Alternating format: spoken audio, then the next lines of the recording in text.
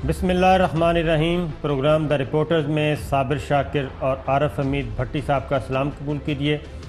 नाजरीन, आज भी काफ़ी ख़बरें हमारे पास और दाखिली सियासत पे भी और अदरवाइज़ भी, लेकिन जो सबसे ज़्यादा दिल दुखा देने वाली बात है कि हमारे सियासी रहनुमा, हमारी सियासी क़यादतें, जिन्हें पाकिस्तान के अवाम वोट दे के लीडर बनाते हैं, लेकिन पता चलता है जब उनके इक़्तिदार को दवाम मिलता है, जब वो इक़्तिदार के मज़े लूटते हैं, तो पता ये चलता है कि वो आस्तीन के सांप हैं। और इससे कम सख्त अल्फाज बोले नहीं जा सकते, तो उस पर बात करेंगे। समझौता एक्सप्रेस, हम आपको आज कुछ ऐनी शवाहिदीन जो हैं उनके ऐनी शवाहद जो हैं उनके स्टेटमेंट्स आपको दिखाएंगे और पूरी फैमिली और उनके आपको दिखाएंगे। उसके बाद इंडिया हमारे साथ क्या कर रहा है, इंडिया हमारे लाशों का वो क्या कहना चाहिए भूखा है हमारे खून का, और हम इंडिया को, हमारे इधर बैठे जो आस्तीन के सांप हैं, वो इंडिया को और ख़ास तौर पे नरेंद्र मोदी को किस तरीके से बेल आउट कर रहे हैं, उनको पॉलिटिकल बेल आउट किस तरीके से दे रहे हैं, और पाकिस्तान के गिरेबान तक पहुंचने के लिए कैसे मवाद दे रहे हैं पाकिस्तान के दुश्मनों को। सबसे पहले भट्टी साहब, समझौता एक्सप्रेस, पहले बिलावल भुट्टो जरदारी साहब को, मेरा ख्याल है बिलावल जरदारी साहब उनका ऑफिशियल नेम है, क्योंकि जो कंपनी आई है पार्क लेन उसमें बिलावल जरदारी लिखा हुआ है। तो बिलावल जरदारी साहब का पहले एक शॉट सुन लें, उसके बाद फिर हम उनको एक झलक दिखाते हैं उस इंडिया की जिसके आजकल वो दीवाने हैं। ज़रा दिखाइएगा जी। कि बैंड ऑर्गेनाइजेशंस के खिलाफ एक्शन लिया गया, मैं नहीं मानता। आप कहते हो आपने अरेस्ट किया है, मैं कहता हूं कि नहीं, आपने उनको प्रोटेक्टिव कस्टडी में डाला है ताकि इंडिया का जहाज उनको ना उड़ा दे। भट्टी साहब, आपने सुना, वो कहते हैं कि कलअदम तंजीमों के लोगों को आपने गिरफ्तार किया। वो कहते हैं मैं नहीं मानता, इनको आपने अपनी हिफाजत में लिया है इसलिए कि इंडियन तैयारे जो हैं वो कहीं आकर इनको मार ना दें। ये बिलावल भुट्टो जरदारी हैं। बिलावल जरदारी साहब पाकिस्तान पीपल्स पार्टी के चेयरपर्सन नहीं बल्कि चेयरमैन हैं, सब कुछ हैं। इनके इस स्टेटमेंट पे भट्टी साहब आप कम से कम क्या कह सकते हैं? बिस्मिल्लाहिर्रहमानिर्रहीम। साबर साहब, आपको याद होगा कल जब ये बात छेड़ी तो मैं इसको डॉन लीग से भी संजीदा समझता हूँ। मैं इसको इस कदर इन हालात, जबकि हम जंगी हालात में हो, जंग में हो,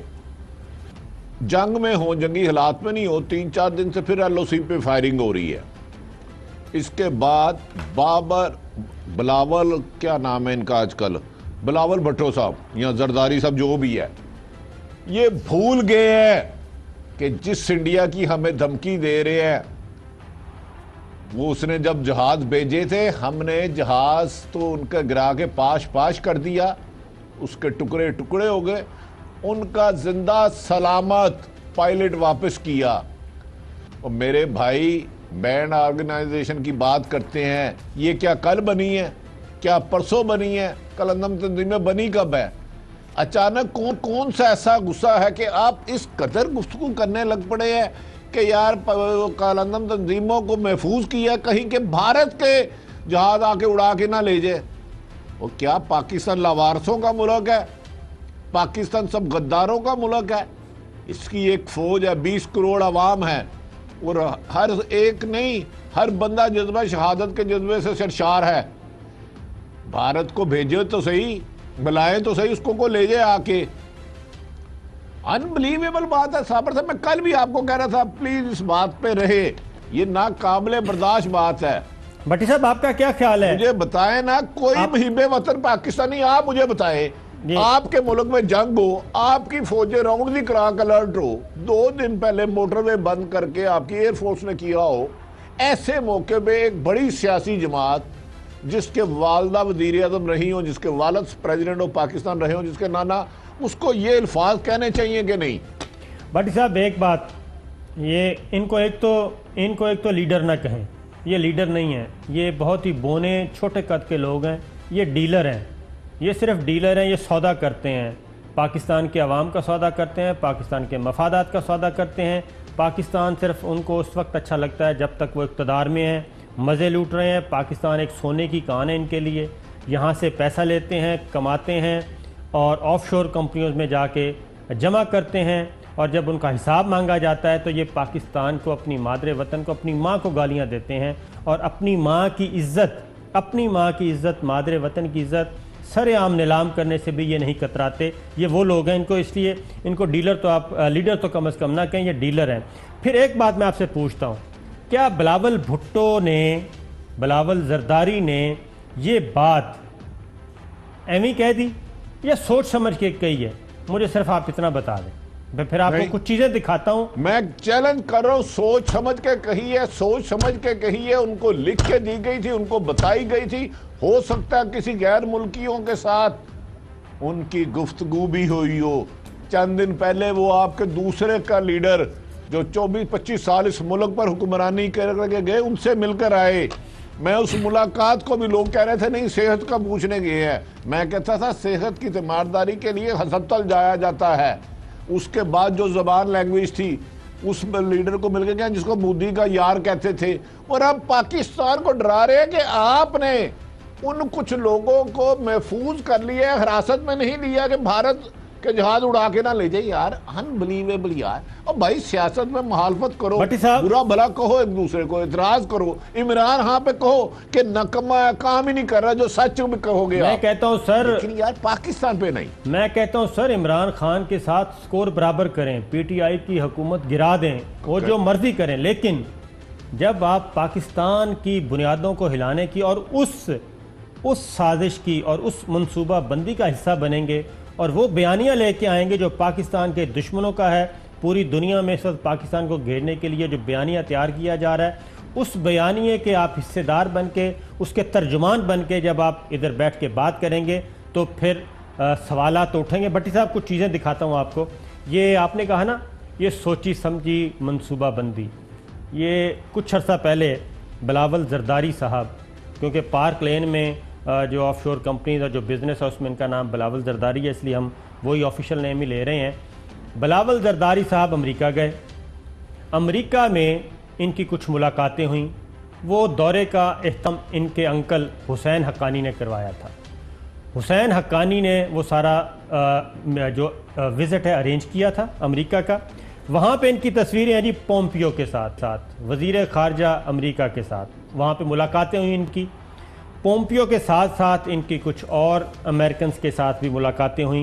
ये तस्वीरें आप देख रहे हैं, इनमें ambassador for religious freedoms Sam साहब भी हैं और उनमें से एक खातून भी हैं। इसके साथ इनके साथ एक लॉबियस्ट भी नज़र आ रहे हैं। ये मुलाकातें हुई, हुसैन हक्कानी साहब ने मुलाकातें ये करवाईं। हुसैन हक्कानी को कौन नहीं जानता कि वो कितना बड़ा पाकिस्तान का गद्दार है और पाकिस्तान की को बदनाम करने के लिए कोई भी कसर नहीं छोड़ता। उससे भट्टी साहब मुलाकातें हुई। पोम्पियो का जो नैरेटिव है, जो पोम्पियो के स्टेटमेंट्स हैं अमरीकी वज़ीर ख़ारजा के, मोदी के बारे में, पुलवामा के बारे में और पाकिस्तान को एक खुदा न खास्ता टेररिस्ट कंट्री डिक्लेयर करने के बारे में, वही बयानिया कल बिलावल जरदारी ने बैठ के इस्लामाबाद में दिया। और बाकायदा तौर पे दोबारा सुनें भट्टी साहब वो क्या कह रहे हैं, और पोम को सुन लें, और दिल्ली की वज़ारत ख़ारजा के तर्जुमान का सुन लें, सुषमा स्वराज का सुन लें। वो सब के सब एक ही बात कर रहे हैं। बिलावल जरदारी को दोबारा सुनवाएं जी। कि बैड ऑर्गेनाइजेशंस के खिलाफ एक्शन लिया गया, मैं नहीं मानता। आप कहते हो आपने अरेस्ट किया है, मैं कहता हूं कि नहीं, आपने उनको प्रोटेक्टिव कस्टडी में डाला है ताकि इंडिया का जहाज उनको ना उड़ा दे। बट साहब जो मैंने तस्वीरें दिखाई, हुसैन हक्कानी से इनकी मुलाकातें, अमेरिकन के साथ मुलाकातें, वही बोली यहाँ इस्लामाबाद आके बोल रहे हैं, वही बोली दिल्ली में बोली जा रही है, वही बोली काबुल में बोली जा रही है जो ये ज़बान बोल रहे हैं। आप बताएं अब इसमें कोई कसर रह जाती है? अच्छा साबर साहब, मैं अर्ज करने लगा हूँ, बिलावल साहब इससे पहले सैकड़ों, हज़ारों नहीं तो सैकड़ों दफ़ा टीवी पर आए। ये कालंदन तंजीमें आज तो नहीं बनी, कल तो नहीं बनी, अचानक ये अमेरिका जाते हैं कुछ अर्सा पहले। इस कौमियों के साथ आपने उनकी सुना दी। उसके बाद जो इनके लॉबियस्ट हैं हुसैन हक्कानी साहब ने, आपकी पता है इनकी कितनी मुलाकातें करवाई और किस किस से कराई, और हर उस सेनेटर वहाँ के से कराई जो एंटी पाकिस्तान था या भारत के करीब था।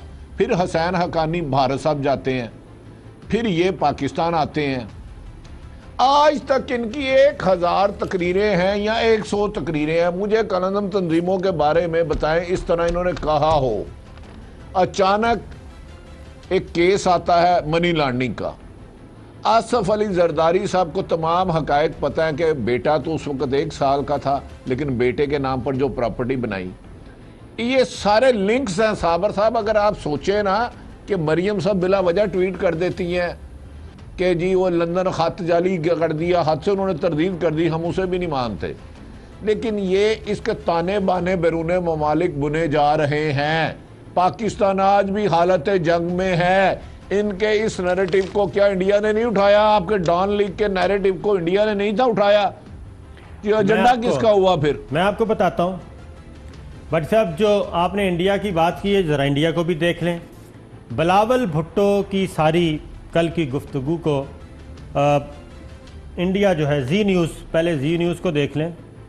Bilawal Bhutto punctures Imran Khan's claim, accuses him of shielding band leaders from Indian jets.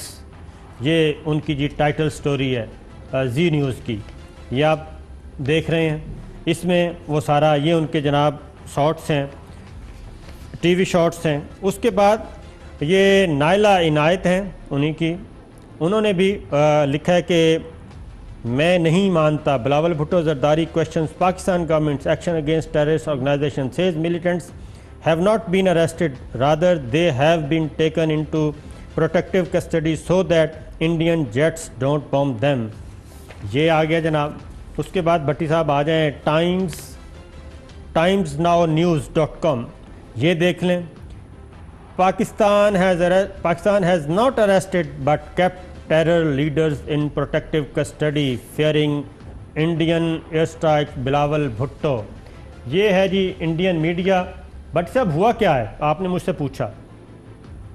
America और मोदी, पोम्पियो और मोदी एक ही थे, पाकिस्तान और भारत की जंग करवाना चाह रहे थे, और उसमें मैं खराज तहसीन पेश करूँगा। पाकिस्तान को तो करूँगा, लेकिन इंडिया में भी कुछ ऐसे लोग थे जो ये बात समझ गए थे, और जो अजीत डोवल को हमने पैगाम दिया था वो बड़ा सोच समझ के और बड़ा क्लियर पैगाम था कि अगर आप अमेरिका ने तो इधर नहीं रहना तो आपने है। ये इससे ज़्यादा मैं कुछ नहीं कहूँगा, वो बड़ा क्लियर पैगाम था। वो सिचुएशन डिफ्यूज़ हुई, लेकिन इसका मोदी को इलेक्शन कैंपेन में बहुत ज़्यादा नुकसान हो रहा था। वो एक शिकस्त खुर्दा हारा हुआ सियासी घोड़ा, उस मुर्दे में जान भी डालनी थी, क्योंकि मोदी अपने जो सियासी बापू हैं उन्हीं से वो शिकवा कर रहे थे कि जनाब आपने ये क्या कर दिया। उसके बाद ये सारा सिचुएशन जब देखी तो अब पॉलिटिकली उसको बेल आउट कर रहे हैं जनाब बिलावल जरदारी साहब, ये कह के कि मोदी सही कह रहा है, पाकिस्तान झूठ बोल रहा है। ये इमरान खान नहीं है, ये पाकिस्तान है, पाकिस्तान झूठ बोल रहा है, मोदी सही कह रहा है आपका प्राइम मिनिस्टर। और मोदी इसी बिलावल को लेके, इसी स्टेटमेंट को लेके वो जनाब इलेक्शन कैंपेन में अब दोबारा आ रहे हैं। साबर साहब, मेरी आपने जो फरमाया इसमें दो राय है ही कोई नहीं, इस पे तो इख्तलाफ कर ही नहीं सकता ना। मैं गुजारिश है कि 5 साल इनकी हुकूमत रही, कलंदम तंजीम में तो उस वक्त रूज पर थी, इनका क्या रोल था? उज़ैर बलोच क्या करता रहा? वो किसका बंदा था? मंजूर काका किसका बंदा था? कराची के हमारे कितने भाई हैं जिन्होंने अपने बच्चों की लाशें माएँ उठाई हैं? कहाँ सोए रहे ये? उस वक़्त तो इन्हें नहीं याद भारत के जहाज़ आए। तो आखिर थोड़ी सी गेम समझें। आज आप इनके साथ डील का हाथ बढ़ा दे। वो जो हाँ वैसे उसका तो पता ही कोई नहीं है, जो प्राइम मिनिस्टर है आजकल, उसने करना क्या है ना उसे कोई समझ है। लेकिन मेरा मौक़िफ़ ये है कि पीपल्स पार्टी नून को बुरा कहे, PTI को कहे, एक दूसरे को 10 इख्तलाफत करे, लेकिन खुदारा पाकिस्तान तुम हमारी माँ है, आपकी भी माँ है। इसकी इज्जत, वो भट्टी साहब, इसकी इज्जत सबकी इज्जत है, ये सबके लिए है। ये माँ की इज्जत किसके नज़दीक क्या है, छोड़ें इस बात को। मौलाना फजलुर रहमान साहब वो भी मैदान में आ गए, वो भी पीछे नहीं रहे, बहुत काबिल एहतराम है। ज़रा उनका भी शॉट सुनवाइए जी। कालादम तंजीमें हम तो एक ज़माने से कहते चले आ रहे हैं कि एस्टेब्लिशमेंट के परों के नीचे कुछ तंजीमें पल रही हैं, इनको ख़त्म करो, लेकिन उनको तहफ़्फ़ुज़ फराहम किया जाता रहा। बिलावल साहब ने आज ये कहा है अभी कालेदन तंजीमों के नुमाइंदों को हुकूमत इसलिए गिरफ्तार कर रही है कि भारतीय तैयारी आकर उनको उड़ा ना दें। अगर वो न भी आए तब भी मुमकिन है इस तरह तहफ़्फ़ुज़ देना चाहते हूँ जी। मौलाना फजलुर रहमान साहब, भट्टी साहब, किस किस का रोना रोएंगे? मौलाना साहब मेरी बात सुन लें, ये दो आगे ना, महमूद खां अचकरी भी अब कुछ दिनों में ये इसी किस्म के बयान देंगे, लिख लें आप, प्रोग्राम तो रिकॉर्ड का हिस्सा रहेगा। असवद यार अली वली भी इसी किस्म की गुफ्तगू करेंगे। आप देखें नवाज शरीफ भी यही गुफ्तगू कर रहे हैं, फजलुर रहमान साहब भी कर रहे हैं। आखिर ये कौन है? ये सब क्या इन पर कोई मुकदमा चल रहे हैं? क्या अचानक ये हुकूमत से दूर हो गया? हर क्या वजह है कि ये इस नैश पर आ गए कि जिस मुल्क में ये पैदा हुए, बिलावल भुट्टो 30 साल का हो गया, 30 साल बाद इन्हें कालेदन तंजीमों का याद आया। इनके वालिद जब प्रेसिडेंट थे उनको ही कान में कहते थे पापा पापा ये लोग बुरे हैं, लोगों को मारते हैं। नहीं, वो उज़ैर बलोच आना था उसमें, इन्हें ये भी मारे। नहीं, वो तो हो सकता है यार, उज़ैर बलोच ने इसको भी कभी तोहफा दिया हो। देखें, जो बंदा लीडर है, कायद है, मुझे आपने उज़ैर बलोच बनाया है, मुझे पूरा एरिया दे दिया, मैं भत्ता ले रहा हूँ, मैं लोगों के सर के साथ फुटबॉल खेल रहा हूँ, मैं कत्लो गारत कर रहा हूँ, तो मैं आपके बेटे को तो इनाम दूंगा ही ना। उनके खिलाफ क्यों नहीं बोलते? बिलावल आके ये कहें कि मेरा वालिद अगर करप्शन में मुलव्वस हुआ तो मैं उसके खिलाफ गवाही दूंगा, मैं पाकिस्तान के साथ खड़ा होऊंगा, मैं करप्शन के साथ नहीं खड़ा होऊंगा। इतनी हिम्मत कराएं उनको। इनके लीडर जितने आते हैं 100 दफा डिफेंड करें, इनका हक है, लेकिन एक दफा कुरान पे हाथ रख के भी कहें कि क्या ये अंदर से नहीं समझते कि जरदारी साहब पर मुबैना करप्शन के इल्जाम जो लग रहे हैं गलत है या ठीक है? नहीं, वो तो आप पैसे आज छोड़ दें यार, आप काम छोड़ दें, आज आप कर दें। भट्टी साहब, ये आस्तीन के सांप सारे के सारे ऐसे सीधे हो जाएंगे, आप तसव्वुर भी नहीं कर सकते। असल मसला क्या है? असल मसला है दूसरी बात मैं बताऊं साबर साहब, ये कल जो लाग हुआ है ना, इनके पास बंदे नहीं थे, फिर Uzair Baloch and company type के लोगों से मुशावरत की गई। उन्होंने कहा एक ही तरीका है मीडिया में इन रहने के लिए, क्योंकि जरदारी साहब से सवाल उनके पास डॉक्यूमेंट्स है, झगड़ा करो झगड़ा। ये मैं खबर दे रहा हूं, अंदाजा नहीं कह रहा। आप इन्वेस्टिगेशन करा ले। कल इस्लामाबाद में पुलिस पर पहले हमले किसने किए? क्या पुलिस ने पहले मारा पीपल्स पार्टी के कारकुनों को? तो वो गलत है। मैं क्योंकि पुरअमन एहतजाज के हक में था, हूं और रहूंगा। ये चेक कराएं जरा। भट्टी साहब, ये तो आपको अंदाज़ा होगा, लेकिन मैं पहले बिलावल भुट्टो की बात को इस्टेब्लिश कर दूं। पोम्पियो, सुषमा स्वराज, एक बार फिर सुन लें। अब ज़रा सुनाइएगा जी, सुषमा स्वराज और अमेरिकन उनके को पार्टनर क्या कहते हैं। मैं कहना चाहती हूँ वजीर आजम पाकिस्तान से कि टेरर पे बात नहीं, एक्शन चाहिए। अपने आतंकवादियों के खिलाफ ठोस कार्रवाई करो और भारत के खिलाफ अपनी धरती से आतंकवादी गतिविधियां बंद करो, तब रिश्तों की, सामान्य रिश्तों की शुरुआत हो सकती है, वरना नहीं हो सकती। क्यों इंटरनेशनल कम्युनिटी को बहका रहे हो? अगर विक्टिम देश कार्रवाई करने के लिए आता है तो उनसे लड़ने के लिए आते हो, उन टेररिस्ट की तरफ से, ऑन बिहाफ ऑफ जैश ए मोहम्मद। अब जरा न्यू दिल्ली के तर्जमान बिलावल जरदारी साहब का सुनाएं जी। कि बैड ऑर्गेनाइजेशंस के खिलाफ एक्शन लिया गया, मैं नहीं मानता। आप कहते हो आपने अरेस्ट किया है, मैं कहता हूं कि नहीं, आपने उनको प्रोटेक्टिव कस्टडी में डाला है ताकि इंडिया का जहाज उनको ना उड़ा दे। अब जरा पोम्पियो को सुनवाएं जी, जिनसे मुलाकातें करके आए, जिनसे सबक पढ़ के आए, जरा वो भी सुनवा दें। We've taken actions against Pakistan that no other administration has taken. I do see this. Lots of New Yorkers were killed when those towers came down. I've not forgotten the lesson from 9/11. We need Pakistan to do more. They have to stop harboring these terrorists. We saw what happened with India, the conflict that rose there as a result of terrorists that departed from Pakistan. We need the Pakistanis to step up. They need to stop harboring terrorists. भट्टी साहब, असल मसला क्या है? मसला ये कि Pulwama plot जब नाकाम हुआ, पाकिस्तान को अल्लाह ताला ने सुरखरू किया, उसमें इंडिया को फ़ौजी शिकस्त हुई, सियासी शिकस्त हुई, और फिर UN सिक्योरिटी काउंसिल में आलमी दहशत करार देने की मौलाना मसूद अज़हर को वो कोशिश नाकाम हुई। वो बेसिकली मौलाना मसूद अजहर को आलमी दहशतगर्द करार देना नहीं था, फ्रंट पे उनको रखा हुआ था, अगला टारगेट पाकिस्तान था। अब इन सब का, ये जितने भी पाकिस्तान के दुश्मन हैं, मुझे कोई शक शुबा नहीं है ये कहने में, जितने भी पाकिस्तान के दुश्मन हैं ये सब के सब अब एक नया स्टेज तैयार कर रहे हैं पाकिस्तान के खिलाफ। साबर साहब, मैं आपसे रहनुमाई चाहूंगा। देखिए, हम झटकी बात करते हैं, ये आपने भारत की मिनिस्टर खारजा को सुष्मिता साहब को सुनाया, उलूमों का सुनाया, बिलावल का, इनमें फर्क क्या है मुझे बताएं। इन तीनों का अक्सर कहने का मकसद क्या था, टारगेट क्या था, अल्फाजों का हदफ क्या था इनका? पाकिस्तान को मुजरिमों के कटहरे में लेके जाना, ये था इन सब का टारगेट। बस मेरे भाई, एक और कोई तीनों का, अब तीनों का मफहूम किसी से तशरीह करा ले, 101 दफा सबको सुनाएं। ये है बिलावल जरदारी साहब, तीनों का गोल एक है। ब्रेक लेते हैं, ब्रेक के बाद इंडिया की एक भयानक शक्ल जो है वो इनको सुनाते हैं। देखते हैं कि कल से समझौता एक्सप्रेस का फैसला आया है, लेकिन हराम है भट्टी साहब किसी की ज़ुबान हिली हो कि ये हमारे पाकिस्तानियों को जिस बेदर्दी से शहीद किया गया था, उन मुजरमों को छोड़ दिया गया, किसी की तरफ से कोई रद्द अमल नहीं आया। ब्रेक के बाद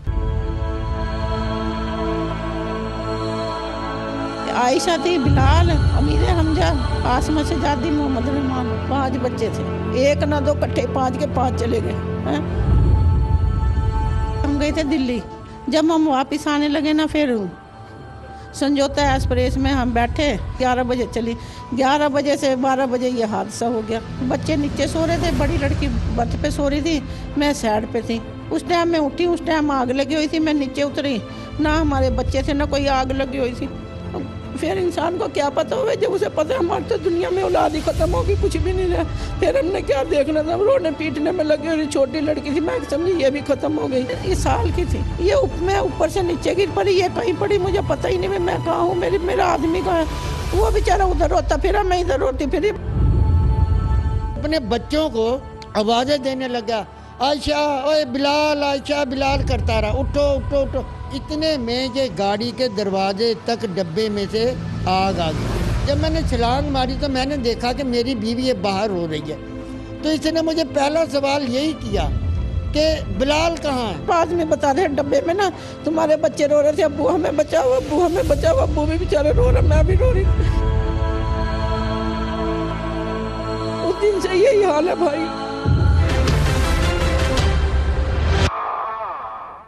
वेलकम बैक नाज़रीन, आपने एक मोन्टाज देखा, ये समझौता एक्सप्रेस जो तकरीबन 12 साल पहले जो हादसे का शिकार हुई थी, ट्रेन दिल्ली से चली थी, समझौता एक्सप्रेस को कहते हैं, पाकिस्तान उसने आना था, लेकिन उसमें सिर्फ उन डब्बों में धमाका हुआ और उन डब्बों में आग लगी जिसमें पाकिस्तानी मुसलमान थे। और उसमें ये जो मुतासरा फैमिली थी, राना शौकत और रुखसाना शौकत उनकी बीवी, ये थी, और इनके 5 बच्चे उस धमाके में, 5 बच्चे उस धमाके में जलकर शहीद हो गए थे, राख हो गए थे। आज तक उनका कोई पता नहीं चला। लेकिन जब इन्होंने भारतीय अदालत से रुजू किया कि हमें भी विटनेस के तौर पे बुलाया जाए, हमारे पास कुछ हक़ाइक़ हैं, हम आपको बताएंगे, लेकिन इनको न सिर्फ बुलाया नहीं गया बल्कि इनको वीज़ा ही नहीं दिया गया। वो मज़ीद उस सफ़र के बारे में क्या बताते हैं कि कैसे पुरअसरार तौर पे 2 लोग सवार हुए ट्रेन में, और क्या देखा उन्होंने और क्या कुछ गुफ्तगू हुई वहाँ के जो पुलिस वाले थे उनके साथ, ज़रा सुनिए। जब ट्रेन चल पड़ी दिल्ली से, तो ये रेलवे पुलिस के जो हैं 2 सरदार आए हमारे डब्बे में। तो दरवाजे के पास 2 सीटें होती हैं, उसके पास 2 आदमी बैठे थे। उन 2 आदमियों से उन पुलिस वालों ने पूछा कि भाई आप कहाँ जाना है, आपका सामान कहाँ है। तो ये लोग कहने लगे कि जी हमने अहमदाबाद जाना है। तो मैंने कहा ये ट्रेन तो दिल्ली से अटारी जाती है, इसका अहमदाबाद से क्या ताल्लुक है। तो मैंने सरदार को बोला, मैंने कहा यार ये अहमदाबाद जा रहे हैं, ये तो मशकूक आदमी लगते हैं, इन्हें उतारो। और वो सरदार भी, उन्होंने उसे झाड़ा कि तू इस गाड़ी में बैठा कैसे, इसमें तो पासपोर्ट वाले मुसाफिर बैठते हैं। उसके बाद क्या हुआ वो भी सुनिए। मैं सरदारों से बोलने लगा, लड़ा उनसे, कि इन्हें उतारो। कहने लगा जी अब गाड़ी चलती मैं तेन उतारूँगा, इन्हें कहीं उतार दूँगा। हम फिर उनके यकीन दिलाने पे मैं लेट गया। एक टाइम ऐसे भी महसूस हुआ चलती गाड़ी में कि गाड़ी स्लो हुई है। जब स्लो हुई है तो मैंने वहाँ देखा कि उस सीट पे वो आदमी नहीं थे, तो फिर मैं समझ गया कि इन्होंने पुलिस वालों ने उन्होंने उन्हें उतार दिया। उसके बाद घंटे डेढ़ घंटे के बाद ये बम ब्लास्ट होता है। आधी गाड़ी इंडियन लोगों की थी, उनमें क्यों नहीं फटे? क्या पाकिस्तानी डब्बों में ये बम रखने थे? तो इसका मतलब ये कि इन्होंने जानबूझकर दीदा दानिस्ता हमें मरवाया, हमारे बच्चों को शहीद करवाया। जनाब भट्टी साहब, आपने सुना, ये हैं वो समझौता एक्सप्रेस के चश्मदीद गवाह जिनको बुलाया ही नहीं गया और जिनके 5 बच्चे उसमें ज़िंदा जल गए थे और ये भी ख़ुद ज़ख्मी हुए थे। इनके चेहरे से आपको नज़र आ रहा है। तो उन तमाम दहशत गर्दों को न सिर्फ बरी कर दिया गया बल्कि ऐसे लगा जैसे ये कुछ हुआ ही नहीं था। साबर साहब, आपने जो फरमाया ना, उनमें जिसमें मुसलमान सवार थे आग लग गई, आग लगने की उनमें लगवाई गई। देखें, वो बात आहिस्ता आहिस्ता क्लियर हो गई कि रा का मास्टर माइंड प्लान था एक। उसके बाद सुप्रीम कोर्ट के डिसीजन के बाद ये बात भी रोज़े रोशन की तरह अया हो गई कि उनकी सुप्रीम कोर्ट भी दहशत गर्द माइंड रखती है, जहन रखती है, दहशत गर्दी को फ़रोग देती है। उनकी आर्मी भी रा भी यही काम करती है, मोदी भी इलेक्शन में यही कर रहा है। मुझे भारत से कोई गिला शिकवा नहीं, हमें तो शहादत हमारे इन बेचारों के बच्चे आशा और बिलाल था, किसी बड़े आदमी का बच्चा नहीं था। ये रोते रहे होंगे अपने प्यारों को याद करके, उनकी तस्वीरों को, उनके बचपन की बातें याद करके, उनके पुराने कपड़े देखकर। मुझे तो उन लोगों पर एतराज़ है साबर साहब जो पाकिस्तान में होते हुए भारत का नैरेटिव बेचते हैं। आप उनकी तरफ नहीं आते। भारत हमारा ना खैरखा था, ना है, ना होगा। आज भी जंग के खतरे मंडला रहे हैं, आज भी, इस वक्त भी जब मैं और आप बात कर रहे हैं। भट्टी साहब, हम आप तो क्यों आपने डॉन लीग के मुल्ज़मान को स्पेयर किया? मैं कहता हूं सर, एक बात बताऊं भट्टी साहब, ये पाकिस्तान को हिम्मत करनी चाहिए। इन आस्तीन के जो सांप है ना, हम पाल रहे हैं, और हम ना सिर्फ पाल रहे हैं बल्कि पाल पोस रहे हैं। इनको हमने बड़े बड़े एम्पायर बना दिया और अरबों रुपए यहाँ से लेके गए। पाकिस्तान का कुल कर्जा देख लें, और इन आस्तीन के सांप जितने भी हैं इस वक्त, कुछ जेल में, कुछ जाने वाले हैं, इनके अपने असासे देख लें तो दोनों बराबर मिलेंगे। ये पाकिस्तान के कर्जे इसी तरह नहीं चढ़े अरबों डॉलर, ये अरबों डॉलर इनके बनते गए हैं और पाकिस्तान के कर्जे चढ़ते गए हैं। और एक चीज़ भट्टी साहब, शौकत, राना शौकत जो हैं, वो मज़ीद अनफोल्ड कैसे करते हैं कि ये करते क्या रहे, ये सानिया समझौता, और फिर तरीके से इंडियन इंटेलिजेंस, हम आपको पहले भी, नाजरीन को कल भी दिखा चुके हैं, उससे पहले भी, उस वक्त के वज़ीर दाखिला क्या कह रहे थे ये बता चुके हैं, किस तरीके से बीजेपी और इंतहा पसंद शामिल थे। और उसके साथ साथ जो उस वक्त के वज़ीर दाखिला के साथ साथ जो पुलिस रिपोर्ट जो इंडियन मीडिया से हमने आपको दिखाई थी वो भी सामने है। कर्नल पुरोहित सर्विंग आर्मी, ये स्टेट टेरर कहना चाहिए, वो थे। तो इसके अलावा राना शौकत ने एक और बात की कि इंटेलिजेंस एजेंसीज के लोग, रॉ के लोग, वो क्या कर रहे थे उस दिन, वो भी ज़रा सुनिए। जैसे मैं सफदरजंग हॉस्पिटल में था और इनकी इंटेलिजेंस मेरे पास पाकिस्तानियों को पकड़ पकड़ के ला रही थी आई विटनेस के लिए, तो मैंने उन पुलिस वालों को खुद कह दिया था, मैंने कहा मेरे पास बेगुनाह आदमियों को मत लाओ, मेरे पास उन लोगों को लाओ जिन्होंने मैंने देखा था। एक उस्मान नामी लाहौर के आदमी को पकड़ के ले आए, कहने लगे राणा साहब ये है, मैंने उसे शक्ल से देखा, मैं कहा ये तो वो आदमी है ही नहीं जो गाड़ी में बैठा था। मैं कहा भैया ये नहीं है। अदालतों में फैसले गवाहियों पे होते हैं और इन्होंने हमें बुलाना पूछ रहे हैं, मुनासिब नहीं समझा, जबकि उस गाड़ी के मैं और मेरी बीवी दोनों विटनेस है। अब भट्टी साहब, ये मुजरम तो सारे छोड़ दिए गए, कर्नल पुरोहित को उसी वक्त छोड़ दिया गया, 39 गवाहों को मुनहरफ किया गया, और ये एक क्या कहना चाहिए सो कॉल्ड किस्म की ट्रायल हुआ, और बाकी जो 4 लोग थे उनको भी छोड़ दिया गया। अब ये जो मुतासरीन समझौता एक्सप्रेस हैं जिनके लवाहकीन शहीद हुए, वो इंसाफ की अपील किससे कर रहे हैं, सुनिए। अब ना हम जीने में ना मरने में, अब जाने इंडिया वाले क्या करेंगे, किसे कैसे इंसाफ दिलाएंगे। अब किसी को क्या क्या मैं कोई देखता ही नहीं, ना कोई सुनता, उन्हें अपनी लगी हुई है, उनके तो बच्चे अपने पास है, वो देख लेते हमारे बच्चे आ रहे हैं, अब हम किसे देखें। इन जालमों ने मेरे जो ख्वाब थे ना वो मेरे सारे चिकनाचूर कर दिए। ज़मीन भी इंडिया की, रेल भी इंडिया की, बम भी इंडिया के इलाके में फटा, और इंसाफ इंडिया हमें दे देगा? कभी नहीं दे सकता। अगर इसका ईमानदारी से फैसला लेना है तो ये इसे बाहर की मुल्कों में अदालतों में इसका केस होता, अक़वाम मुत्तहिदा में, वहाँ ये केस चलता तो दूध का दूध और पानी का पानी हो जाता। ये था भट्टी साहब समझौता एक्सप्रेस। रियासती दहशतगर्दी का मुंह बोलता सबूत, बीजेपी की दहशतगर्दी का, इंडियन सरकार की दहशतगर्दी का, इंडियन इंटेलिजेंस एजेंसीज की दहशतगर्दी का, इंडियन आर्मी की दहशतगर्दी का मुंह बोलता सबूत था। ब्रेक के बाद कुछ मज़ीद हक़ाइक़। एक शॉर्ट सुनिए जी, फ़ारूक अब्दुल्ला साहब प्रो इंडियन प्रो दिल्ली हैं, वो क्या कहते हैं समझौता एक्सप्रेस के मुजरमों को, दहशतगर्दों को छोड़ने के बारे में। I think they belong to the forces that are today running the government in Delhi. They belong to those agencies of theirs, but the political agencies that back them, and I think that is why they got free. भट्टी साहब। साबर साहब, छोटी सी गुजारिश है, मैं पहले अर्ज कर चुका हूँ, भारत जो करता था पाकिस्तान का कल भी दुश्मन था, आज भी दुश्मन है, कल भी दुश्मन रहेगा, और पाकिस्तान को खुदा ना खास्ता नुकसान पहुँचाने की हर मुमकिन कोशिश करेगा। कहता है हमें आता नहीं फन सर झुका के बात करने का, हमें आता नहीं फन सर झुका के बात करने का, हम हक बात की पर गर्दन कटा देने के कायल हैं, हम हक बात की गर्दन कटा देने के कायल है। मुझे सिर्फ ये बता दे, डॉन लीग क्या थी?